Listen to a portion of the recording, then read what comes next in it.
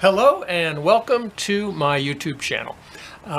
Several years ago, I started experimenting with trekking poles, and how I use them has evolved and changed quite a bit. Back on April 9th and 10th, I ran the Potawatomi 100-mile trail race in Pekin, Illinois, with one trekking pole. The Potawatomi 100 has roughly 15,000 feet of climbing, and we had 2 water crossings per loop. It's a 10-mile looped course. Of course, we run it 10 times. And only 21 of us finished the race in under 34 hours. So the course is very difficult, and it's early in the year, so training for it during the winter is a challenge. It's a course I'd been hoping to do for many years and was definitely intimidated by it. Was super pleased to get it finished. I think that over 60 people were registered, but a lot of folks took the early start the prior day. And a lot of people evidently did not finish the early start or the regular start. But what this is about is running it with one trekking pole instead of 2. So how that came about was somewhat of an accident. Last summer, I ran the Mohican 100 in Ohio with just one trekking pole. And a month or 2 prior, I was running the Gnawbone 50K in Indiana. I had my set of trekking poles, and when we got to the first climb, I opened them up and one of them was broken. I just could not get this thing to work. So I had to abandon one trekking pole and on the fly experiment with running with just one trekking pole. Doing so was something I had considered because we have a very well-known runner here in Ohio. I believe he's in his mid to upper 60s. His name is Ron Ross. Super nice guy. We've met a few times, and he nearly always runs with just one trekking pole, and he's the only person I've ever seen who does so. So I will be 60 in just a few months, and I do enjoy studying and learning from more senior runners with decades of experience. And Ronald Ross was one of those. On a hot, hilly, humid course in Indiana, what I found was that running with just one trekking pole suited me just fine. I would even say not only did it work, but it worked even better for many reasons. First thing I noticed was that when I came to a muddy section, I really only needed one trekking pole to keep balance, to get around any kind of obstacles or a slant in the trail. I would simply, if the trail slanted down to the right, I would use the right arm to use the one trekking pole. So whether going uphill or downhill, I found that I could keep safe and balanced with one trekking pole just as well, if not better, than having 2 trekking poles. So for me, using trekking poles, I've never wanted them to be a crutch or something that I over-relied on. And cutting it down to a more minimalist approach with one trekking pole has been a very interesting experiment. With the one pole, I could still get across slippery rocks and streams safely, climbing over logs, getting through any obstacle. I found that with one pole, it was not only sufficient, but even more efficient in certain ways. Going back several years to when I purchased a first cheap set of trekking poles, I made the mistake of buying the type that had the little springs built into them, and pretty quickly I realized that did not fit with my minimalist running concept. In terms of running with thin minimalist shoes, the idea of having a spring in my trekking pole did not jive with that concept. I wanted to have the full feel of the trail from the trekking pole. So obviously a spring would kind of interfere with that feedback from the ground. I also initially did not like running with the trekking poles at all. It took a little while to realize that most of the time I would just need to run with the trekking poles sort of balanced on my fingertips. And what I realized quickly was I was getting some really good feedback from the motion of the poles as I was running. If they stayed nice and steady and kind of flat, that meant that my running form was very efficient. So simply carrying the poles was useful, and then if I just simply dropped them down and used them nominally as needed, I felt safer on the trails and more efficient. Furthermore, getting that constant feedback when the poles were in use through the fingers sort of made running a more dynamic experience. Just when you think of an animal running through the woods, they're obviously getting feedback through all four of their legs. And to get that while on the trail, I don't know, there was just sort of something primal about it that helped me feel more connected. As I tinkered with that, slightly more expensive pair of trekking poles with no spring, after a couple of years I kind of outgrew those, and I wanted to have something with a carbide tip and the cork handle. The black diamonds had worked out really nicely. And I also learned during the experimenting with the first two sets of cheaper poles was that I wanted to set the height of the pole to my bent leg running height, meaning my poles to most people's standards, they would look at my trekking pole or poles and say they're too short for you. But I wanted the poles to only be a nominal little bit of safety and support. So I purposely bought a fixed length, nicer pole, and then eventually, just like the prior two poles, sets of poles, I cut the hand straps off because I just was never using them.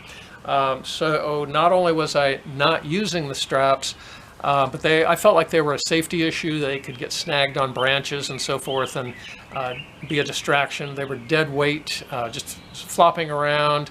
On the tougher courses, we get ourselves into all sorts of situations. Sometimes a climb is so difficult it becomes a two-handed effort.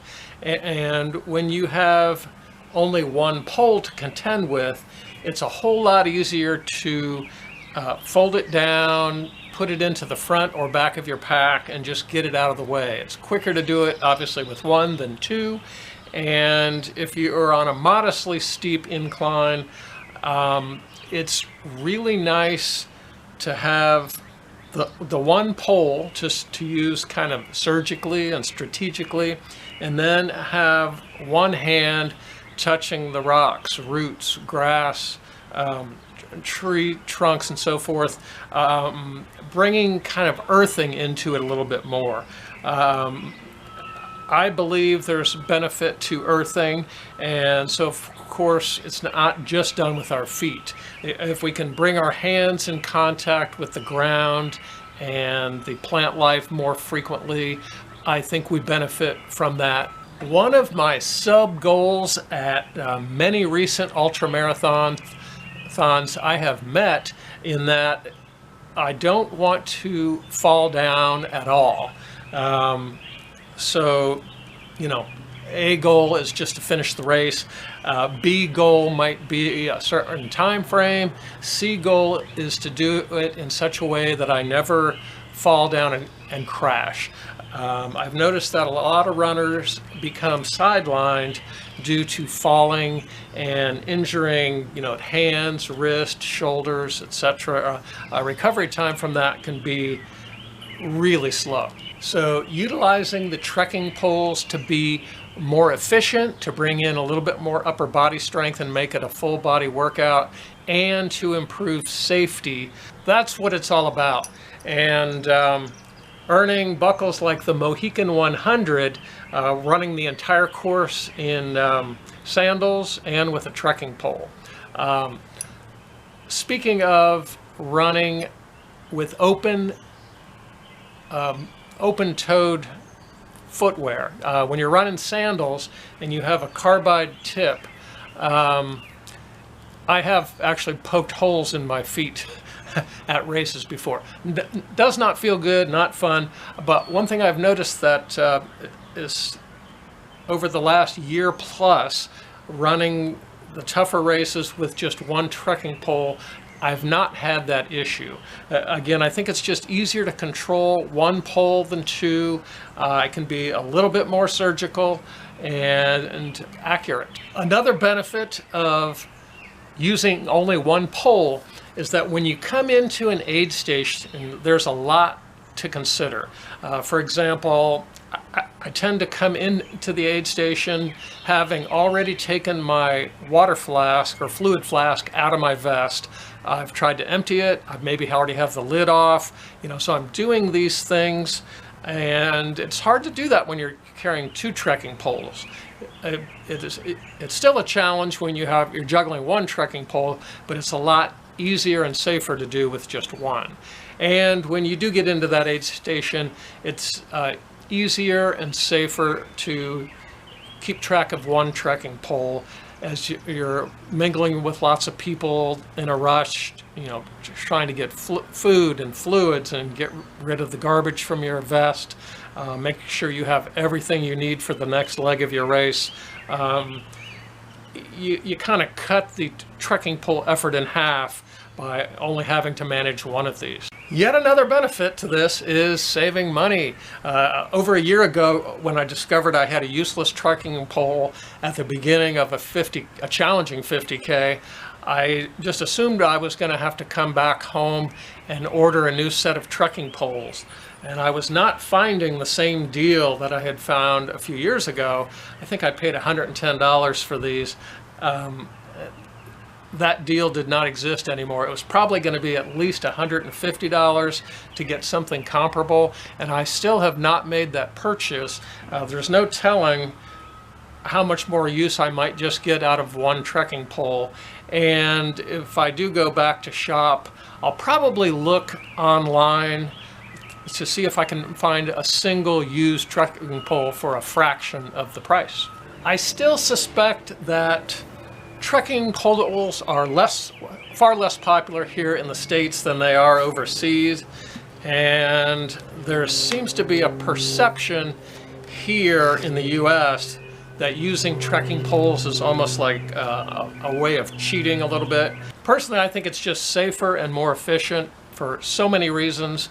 One reason, luckily I haven't had to deal with, is that if a dangerous animal comes at me, I would feel more secure having a trekking pole in hand to help defend myself. And say you're out on a trail and there's a section where there's poison ivy leaning over the trail, there's just not much room to get through.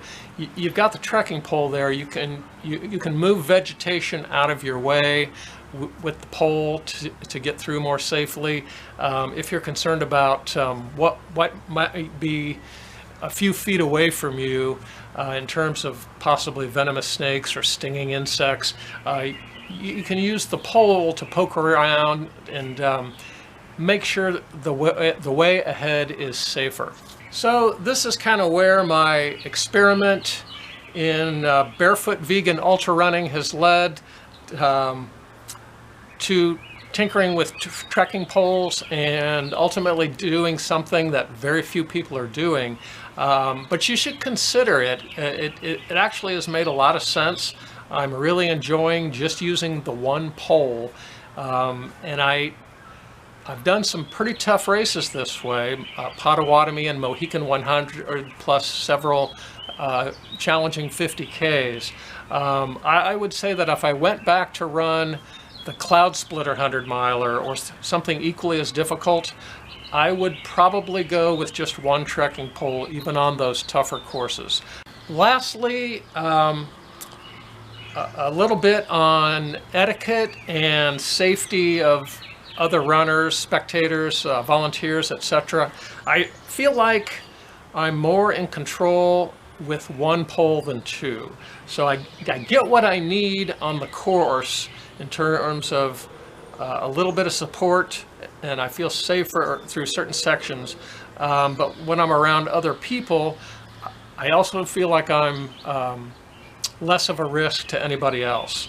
So some of the things I try to keep in mind is that when I have the pole in hand, keep the sharp tip down towards the ground.